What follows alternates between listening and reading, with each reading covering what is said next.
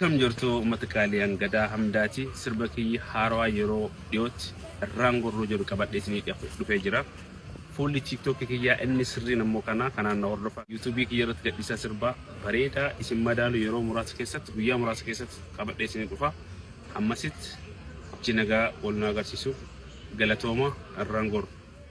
Yooyyaa akkam jirtu nagaa jirtu hordoftoota keenya akkuma argaa jirtan ka artistiin qaxaleen xiitiin Oromiyaa Gadaa Hamdaa sirba haaraa ajaa'ibaa qabatee akka isiniif dhufaa jiru isinitti himee jira jechuudha. Gadaa Hamdaa artistii warqii kana namni hin beekne ni jira jedhee hin yaadu. Artistii cimaa fi aartii Oromoo sadarkaa hedduu nama ol kaasee ammallikaa kunoo sirba ajaa'ibaa haaraa qabadhee isiniif dhufaa jira. Oromoo ku saba koo eessa jirtu isiniin jedhaa jira. Nullee artistii cimaa kan hedduu siyaannee turre qofallee osoo hin taane artistoota Oromoo hedduu yaannee jirra. Suutuma suutaan nu dhufaa jirtanii nullee akka gaariitti isin simachuudhaaf hawwiidhaan isin eegaa jirra. Dafaatii nagaan nu kottaa isiniin jennaa.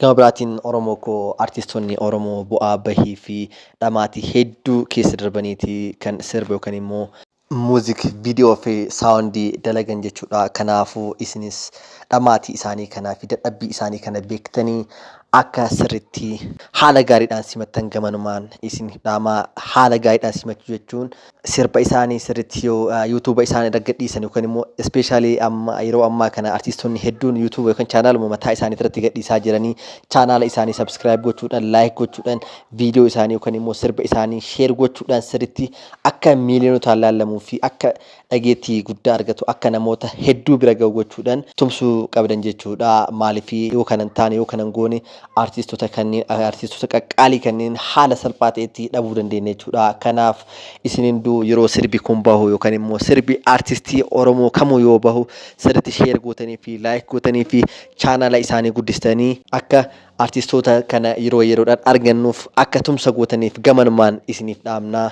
Inni biraa immoo chaanaalli yookaan immoo sirbi Gadaa Hamdaa kun irratti gadhiifamu jechuudha. Chaanaaluma mataa isaa chaanaala Gadaa Hamdaa jedhu irratti kan gadhiifamu ta'uu isumarraa dhageenye jira jechuudha. Kanaafuu hangasiif sirba isaa hanga gadhiisutitti haga qophii hunda xumuraa akka jiru nutti himee jira jechuudha. Hanga qophii isaa xumuree sirba isaa kana gad nu dhiisuuf chaanaala Gadaa Hamdaa deemtanii sabskiraayib gootanii chaanaala sabskiraayib isaa ol guddistanii akka eedan gamanumaan isiniif dhaama jechuudha. Hangasiif hanga sirbi Gadaa Hamdaa bahuun sirba isaa duraatiin Fataa Zanaayichaa eegaa isiniin jedhaa. Gama biraatiin namoonni chaanaala kanaafis haaraa taatan sabskiraayib gochuudhaan maatii ta'aa isiniin jedhaa. Hanga dhumaatti.